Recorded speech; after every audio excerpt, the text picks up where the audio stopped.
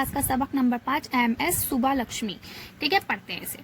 हमारे मुल्क के क्लासिकी मौसीकी का चर्चा दुनिया भर में है। क्लासिकी मौसीकी मतलब मौसीकी माने म्यूजिक और क्लासिकी माने वो चीज, किसी भी चीज को क्लासिकी कहा जा सकता है। क्लासिकी उस चीज को कहते हैं जो चीज हर दौर में हर जमाने में पसंद की जाए। ठीक है, इस सरजमीन से हर जमाने में बहुत से नामी गिरामी मौसीकीकार उठे हैं। मौसीकीकार यानी कि म्यूजिक बजाने वाले, वो लोग जो गाना गाते हैं या म्यूजिक इंस्ट्रूमेंट बजाते हैं।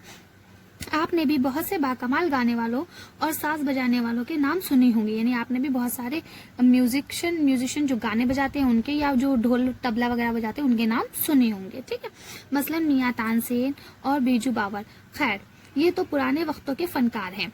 हमारे अपने दौर में भी गाने वालों में उस्ताद बड़े गुलाम अली खान, उस्ताद अमीर खान, पंडित भीम सिंह जोशी, पंडित कुमार गंधूर और पंडित जसराज, और साज बजाने वालों में सितार नवाज, पंडित रविशंकर। ठीक है, अब ये सितार का आगे ये म्यूजिक इंस्ट्रूमेंट है, सितार नवाज, नवाज माने बजाने वाले। ठीक है, सितार नवाज, पंडित रविशंकर। शहनाई नवाज यानी शहनाई बजाने वाले, उस्ताद बिस्मिल्लाह खान। सुरूद नवाज, ये भी एक म्यूजिक इंस्ट्रूमेंट है, कौन बजाते हैं उसे? अमजद अली खान। बांसुरी बजाने वाले, बांसुरी में कौन है? पंडित हरिप्रसाद चौरसिया ने आलमगीर शोहरत हासिल की है, यानी कि पूरी दुनिया में उन्हें शोहरत हासिल हुई है।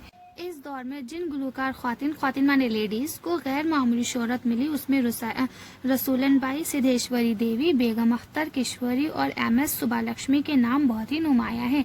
यानी इन लेडीज को बहुत ज्यादा शोहरत मिली, ये गाना वाना बजाने में थी। MS सुब्बालक्ष्मी कर्नाटक संगीतकार की नुमाइंदा गुलकार थी, यानी कि वो कर्नाटक के गाने गाती थी, कर्नाटक जबान के।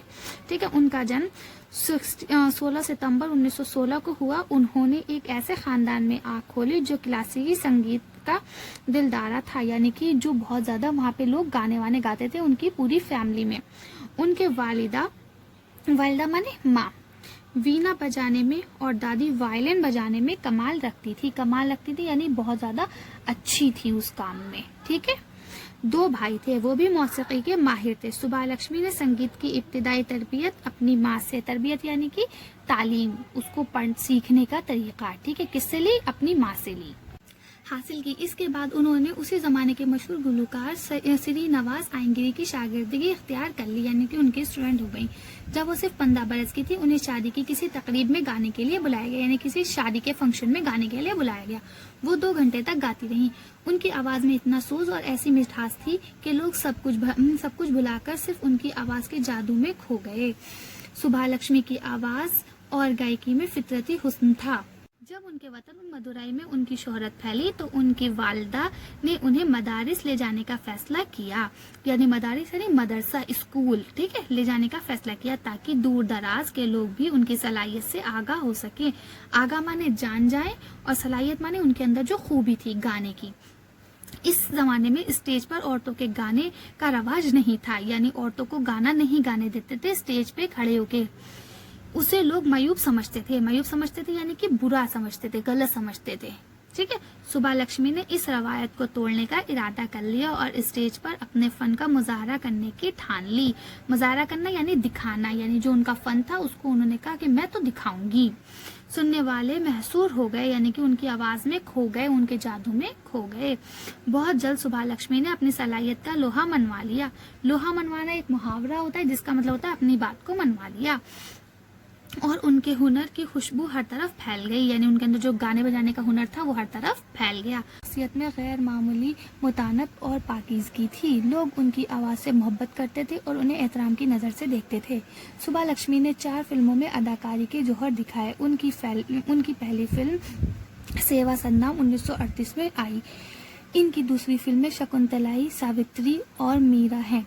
फिर उन्होंने अदाकारी छोड़ दी और अपने आप को मौसीकी के लिए वक्फ कर दिया, यानी कि अपने आप को सिर्फ मौसीकी के लिए ही रख लिया कि सिर्फ अब वो गाना बजाना ही करेंगी।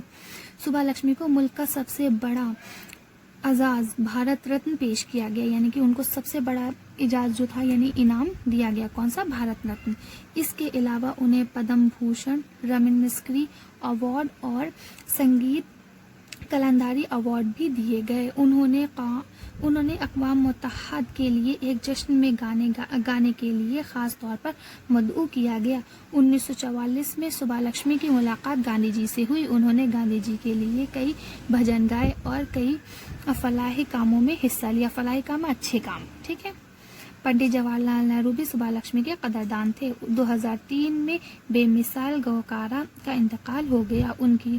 उनकी कमी हमेशा महसूस की जाएगी। चलिए अब हम शुरू करते हैं लफ्ज़ मायने। सोज माने दर्द की कैफियत, जादू में खोना, जादू का असर होना या खो जाना, ठीक है। फितरी हुस्न, कुदरती खूबसूरती, मायूब, ऐब, दार या बुरा। मशहूर मतलब होता है जिस पर जादू की कैफियत की जाए, यानी जो जादू में खो जाए। लोहा मनवाना यानी कि ये आपका मुहावरा है। सलाहियत का कायल हो जाना, यानी अपनी जो सलाहियत है उसको सबको बता देना। मुतानत माने संजीदगी, एहतराम, इज्जत, जौहर, खूबी। अक़वाम मुत्तहद यानी कि UNO, United Nation Organisation, UNO की बात है, ये शॉर्ट उसको बोलते हैं उर्दू में। फलाही काम यानी भलाई और बेहतरी के काम। गुलकारा गाने वाली। अभी लिखा है आपका सवाल नंबर 2 में, नीचे लिखे हुए अल्फाज को बुलंद आवाज से पढ़ें। तो आप इन्हें आराम से पढ़ लेंगे ऊंची आवाज में अपनी क्लास में, ठीक है। अगर कुछ प्रॉब्लम होगी तो आप मुझे कमेंट सेक्शन में बताएंगे। अब आते हैं सवाल जवाब पे। सवाल नंबर 1 है आपका, सुब्बालक्ष्मी का जन्म कब हुआ? तो आप लिख देंगे सुब्बालक्ष्मी का जन्म 16 सितंबर 1916 में हुआ, ठीक है। सुब्बालक्ष्मी ने कौन सी नई रवायत कायम की? सुब्बालक्ष्मी ने स्टेज पर फन का मुजाहरा करने की रवायत कायम की, ठीक है। इसी तरह से आपका सवाल नंबर 3 क्या है, सुब्बालक्ष्मी ने किन फिल्मों में अदाकारी के जौहर दिखाए? तो आप बता देंगे 4 फिल्मों में उन्होंने अदाकारी के जौहर दिखाए। कौन कौन सी थी? उसमें सेवा संग्राम थी और ये शकुंतलाई थी, सावित्री थी, मीरा थी। इस तरह से आप ये सारा लिख देंगे। अगला क्वेश्चन आपका आता है, सुब्बालक्ष्मी को कौन कौन से इज़ारात पेश किए गए, यानी कौन कौन से उन्हें इनाम दिए गए मुल्क की तरफ से? तो आप लिख लेंगे पद्म भूषण, है ना, और इस तरह से बहुत सारे उन्हें अवार्ड दिए गए। सवाल नंबर 5, सुब्बालक्ष्मी के ज़माने में दूसरे अहम गायकार जो खातीन थी उनके नाम बताइए। खातीन क्या हो गई आपकी? लेडीज़। तो आपको बताना है कौन सा? रसूलन बाई, सिद्धेश्वरी, बेगम अख्तर, ठीक है। इस तरह से आप इनके सबके नाम बता देंगे। अब आते हैं नीचे खाली जगहों पे। तो आप यहाँ देख सकते हैं कि ये आपको खाली जगह भरी हुई मिल गई है। पहले में क्लासिकी, दूसरे में दुनिया, मौसीकीकार, फनकार, ठीक है, साज बजाने वालों और फनकार। अब नीचे लिखे गए जुमलों को इस्तेमाल करना है, ठीक है, लफ्जों को जुमलों में इस्तेमाल करना है। तो सबसे पहला क्या है आपका? फनकार। तो आप बता सकते हैं फनकार का कैसे? जैसे इन्होंने लिखा है, तानसेन अपने जमाने का बेहतरीन फनकार है। इस तरह से आप सारे बना सकते हैं, शोहरत, हुस्न, मतानत, फलाही काम, ठीक है। तो इस तरह से आप सारे बना लेंगे। जैसे आप फलाही काम का बना सकते हैं कि हमें लोगों की फलाह के लिए काम करने चाहिए, है ना। जैसे यहाँ लिखा है गांधी जी ने फलाही काम में बढ़ चढ़कर हिस्सा लिया। तो इस तरह से आप सारे बना लेंगे। अब लिखा है, इस सबक से फेल की 5 मिसालें ढूंढें, यानी कि जो फेल किसे कहा जाता है? जिसमें किसी काम का करना या होना पाया जाए, है ना। तो अब इसमें बताते हैं आपको 5 क्या निकले हैं। जौहर दिखाना, अदाकारी छोड़ दी, है ना, शोहरत हासिल की, शागिर्दगी इख्तियार की, फैसला किया। इस तरह से ये आपके जो है 5 फेल हैं। अब अगला आते हैं, नीचे लिखे गए मुहावरों को जुमलों में इस्तेमाल करें।